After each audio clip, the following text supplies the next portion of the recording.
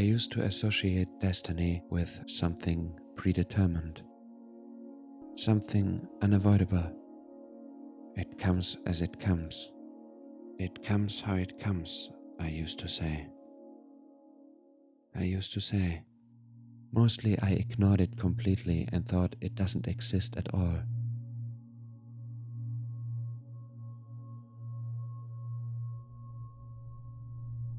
I did not know that destiny is bound by systematic laws and does not simply strike blindly. I did not know that the most precious thing I carried around with me contains my own complete destiny. And this precious thing is my own character. I did not know that I could become the master of my destiny.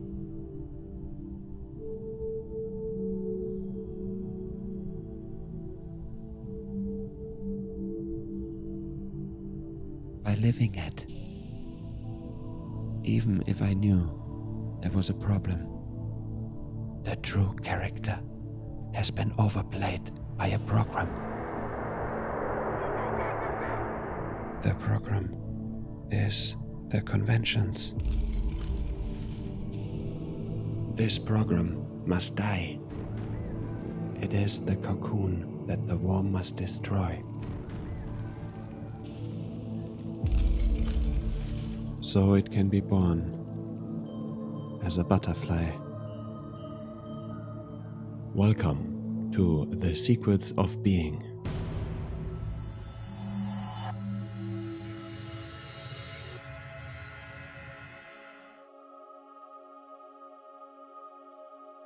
I came into this world to be who I am, to free my potential. Stones placed in my path are my tasks that I have to master. The biggest stone for all are the values, conventions, and norms of good and evil that have been installed into me. It has masked my true character.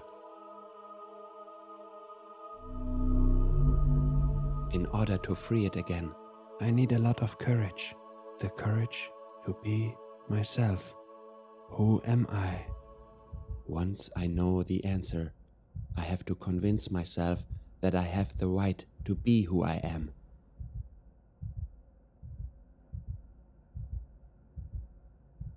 Then the guilt disappears, and so does the punishment. In our reality, the unity has divided into two. The jump from paradise. We perceive everything in the two sides of the coin. Unity became duality so that we can bring it back to unity. What an honorable task to be allowed to be human.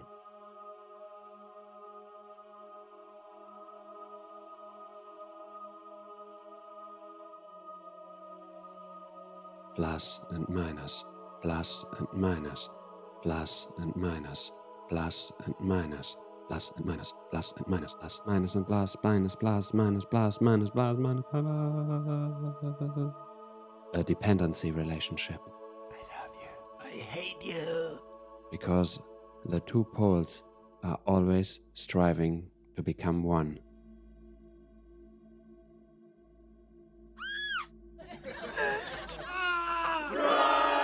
Everything aims to become one again. You, no, you. The poles of the extremes balance themselves with the opposite pole in order to reach unity by this detour. Let me know, no. I kick you ass, motherfucker. This is the vibration of this world, the frequencies of our cosmos.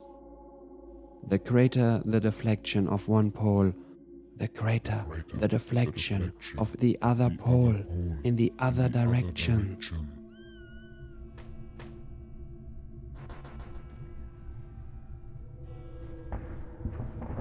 Here we would be with soldiers in the war. In one moment offender, the next already a victim.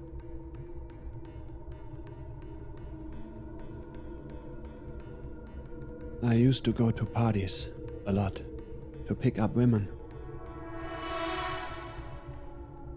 But nothing ever happened out of it. I had a substitute for my lack of sex.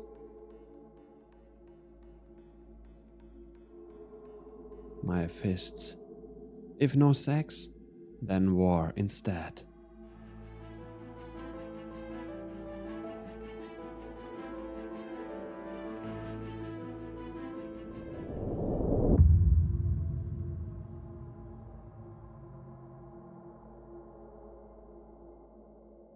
I was inhibited in discovering my sexuality.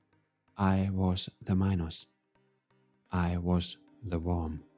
So I attracted in the outside the plus as a balance to gain unity on the detour, the compensator, the cocoon. He is also inhibited in discovering his sexuality, but overacts it with being damn violent. I decided to become the compensator myself. I had always a fight I went out.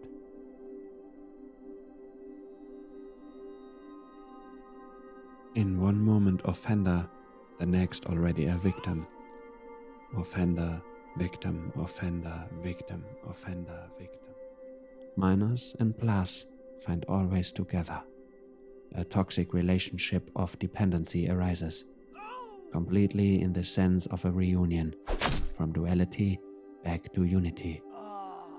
In this case, in a detour. But just before I went from fists to guns, something great happened. I finally had sex.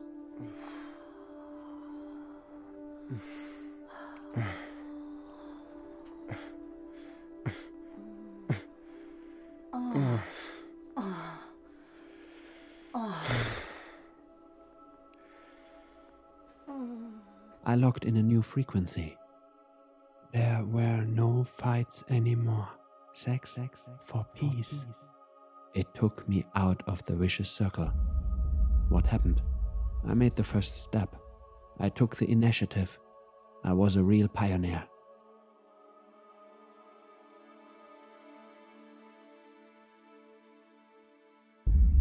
I always attract in my environment exactly what suits me at that moment.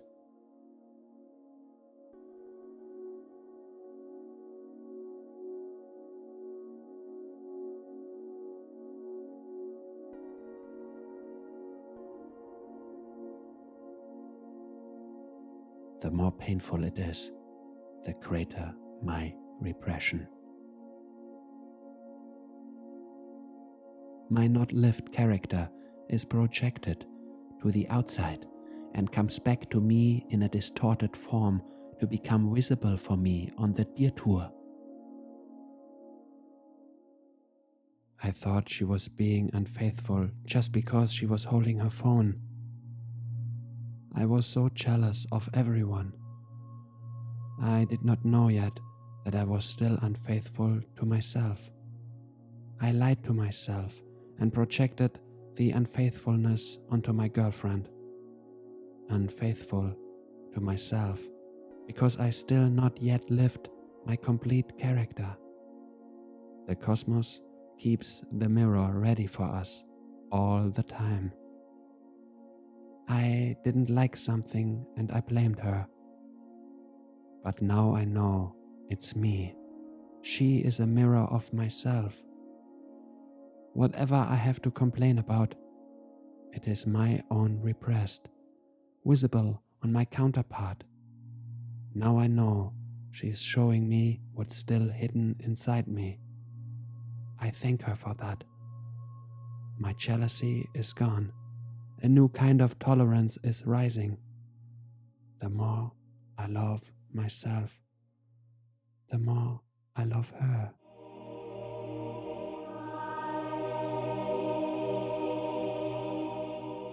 With this knowledge, my enemies become my friends. As soon as I understand that I am the prince, I will be no frog anymore.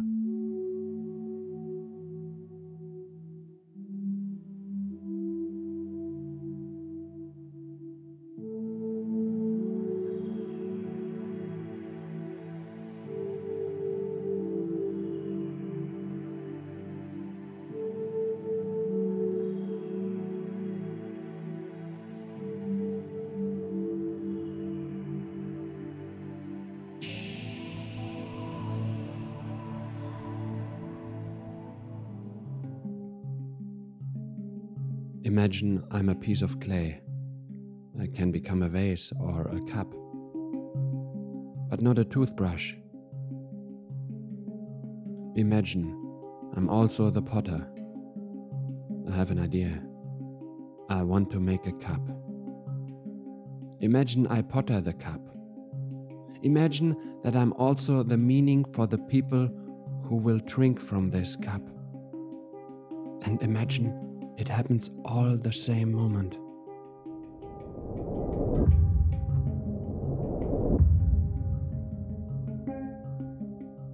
This is a picture of myself. The piece of clay itself is the physical appearance. The idea of the potter is the thought.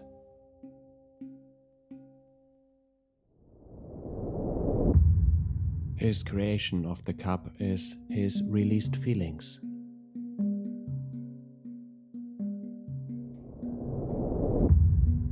And the meaning of the produced is the final aim.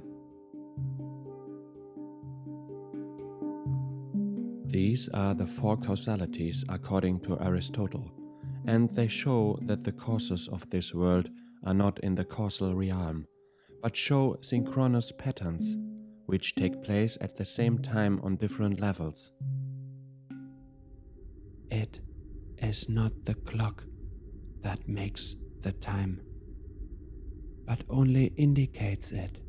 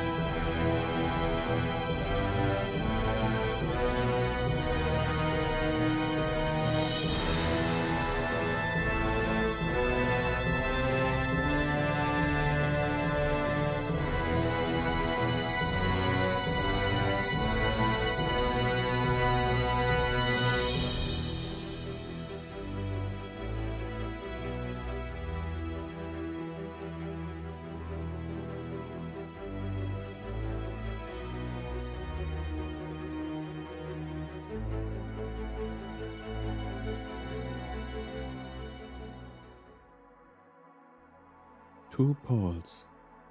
We divide the poles into two poles again in each case. Then we are at the four elements.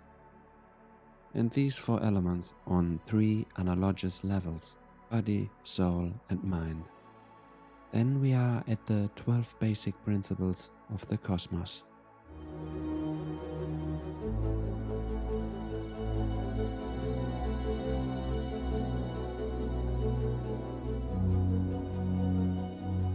In me, there are 12 different abilities that want to manifest in this world.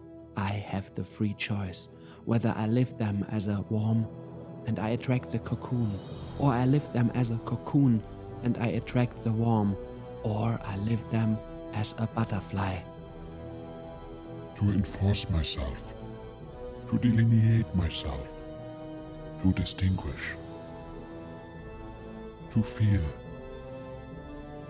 to create, to adapt, having ideas, believe in ideas, understand ideas, my own rights, the reversal of subjectivity, the dissolution of subjectivity.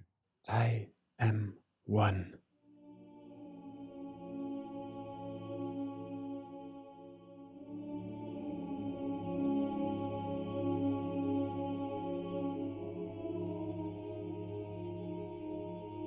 I used to not believe in myself, so I manifested my character in the distorted form. Instead of success, failure. Instead of sex, violence. Instead of a girlfriend, porn. Instead of money, none. Instead of a nice apartment, a shithole. But I began to believe in myself. Because I now believed in myself, I started to do things. Because I knew it would work out. Now I have a girlfriend. Also a nice apartment. Money too.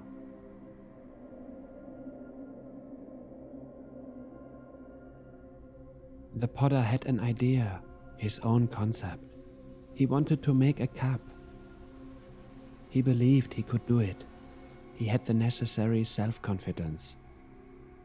So he potted the cup. If he would not believe in it, he wouldn't do it, right? Okay, maybe he would have done it anyway, but it would be not the same cup.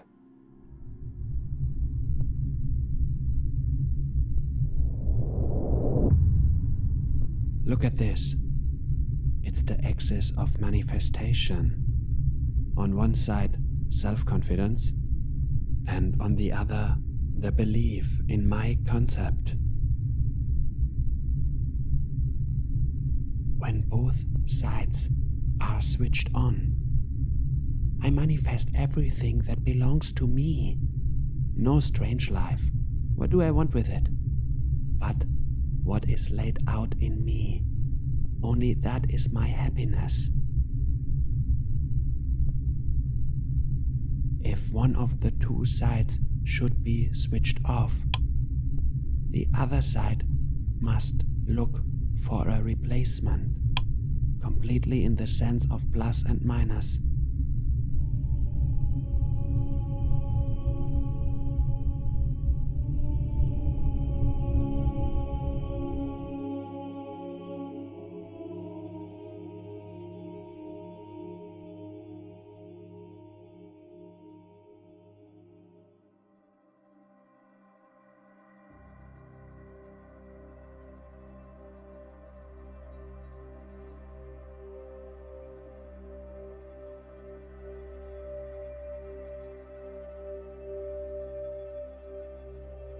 What if I do not let my external beliefs die, and my character remains trapped in the content and does not become the form? Does my body have to die as a substitute for it?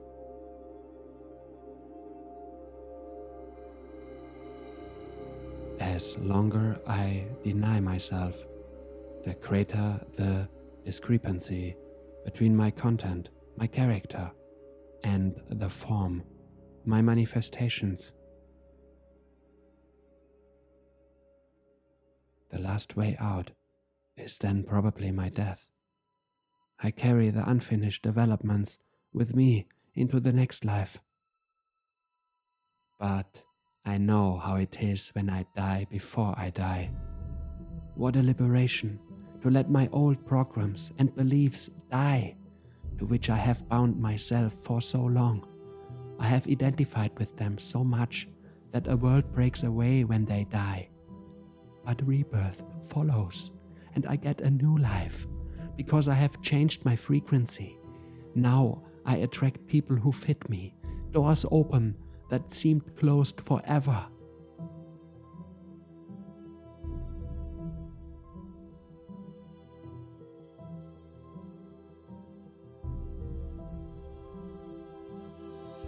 Who wants to be born